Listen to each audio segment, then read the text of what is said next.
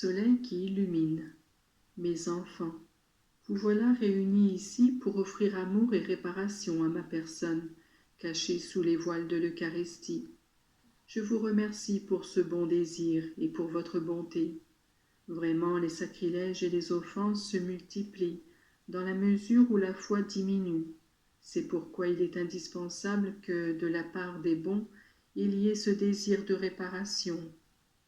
Réparer, c'est se mettre à la place de celui qui se trompe et supplier le Père pour que, une fois de plus, comme quand j'ai étendu mes bras sur la croix, il puisse pardonner.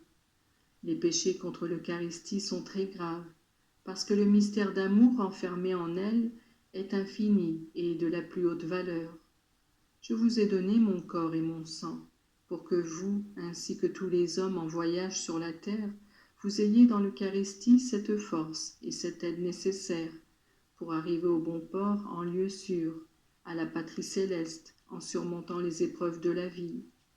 Si c'est être des irresponsables que de refuser ces transfusions de sang qui pourraient redonner la santé à un malade, c'est une chose terrible de ne pas croire et de ne pas vouloir faire usage de mon corps et de mon sang pour obtenir ce salut auquel est lié le bonheur éternel. Si un malade jetait au visage de son donateur le sang qui lui est offert, vous diriez qu'il unit la méchanceté et l'ingratitude et qu'il veut la maladie et aussi la mort physique.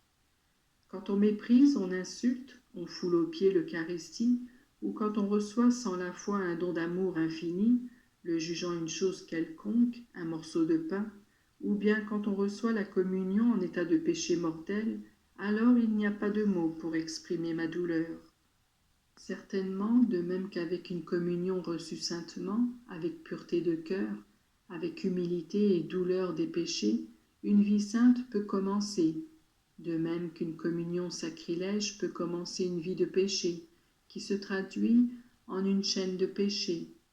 Quand Judas communia de manière sacrilège, le démon entra en lui, et il fut conduit au désespoir. Mes enfants, donnez à la communion l'importance qu'elle mérite. Elle devrait être l'acte le plus solennel de la vie, et pour celui qui communie tous les jours, cela devrait être le soleil qui illumine toute la journée, lui donnant une empreinte divine. Sachez préparer votre rencontre avec moi par ces mortifications qui sont comme le trousseau d'une mariée qui fleurit le tabernacle, et par cette piété fidèle avec laquelle vous vous approcheriez de la personne qui vous est la plus chère, qui attend de vous une consolation et qui veut vous combler de ses dons. Je vous désire plus que vous ne me désirez, mais votre désir ne doit pas être limité à ces brefs moments précédant l'acte solennel de me recevoir. Votre journée sera riche de mérites en proportion de la sainteté de vos communions. Plus sera étroite le lien qui vous unit à moi, et plus vous produirez de fruits de bien. La communion est un gage de la vie éternelle. Celui qui me reçoit m'aime. Celui qui me reçoit même s'il meurt vivra. C'est la promesse liée à l'Eucharistie. Les anges du ciel, s'il était possible pour eux de jalouser, jalouseraient aux hommes de pouvoir s'identifier au Fils de Dieu fait homme, au point de former avec lui une unité, un seul être. C'est vraiment le pain du ciel qui, préfiguré dans la manne, contient en lui toutes les vertus. Comme je voudrais vous dire, quand vous vous sentez plein de défauts, quand vous vous rendez compte de votre misère, faites de sainte communion.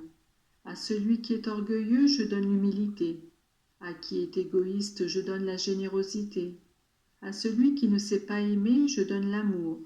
À celui qui ne sait pas pardonner, je change son cœur et je le fais marcher à mon école. Mes enfants, la communion ne porte pas de fruits et ne donne pas de consolation si vous êtes attachés à vos défauts au point de les aimer et à les juger justifiés. Je désire la douleur des péchés et le zèle pour vous dépasser vous-même. Je ne dédaigne personne. Je connais les faiblesses humaines et je suis prompt à les pardonner, pourvu que vous ne pactisiez pas avec elles et que vous recouriez à l'Eucharistie comme moyen pour vous fortifier. Vous devez aussi aider vos frères pour qu'ils comprennent qu'il est nécessaire de détester la faute avant de s'approcher du banquet eucharistique. Celui qui pêche gravement est à mes yeux comme un cadavre. Veuillez ne pas mettre ma chair immaculée en contact avec la pourriture et avec la saleté d'âmes qui ne détestent pas leurs propres fautes. Vous ne mettriez pas un morceau de pain dans la bouche d'un mort. Maintenant, sachez que votre réparation m'est très agréable, si vous mettez à côté de mon sacrifice votre sacrifice, et si par l'exemple, la parole et la prière, vous rappelez à l'ordre vos frères et au moyen de la grâce tous ceux qui font partie de l'Église. Mes enfants, je vous aime tellement, payez de retour mon amour par une vie sainte.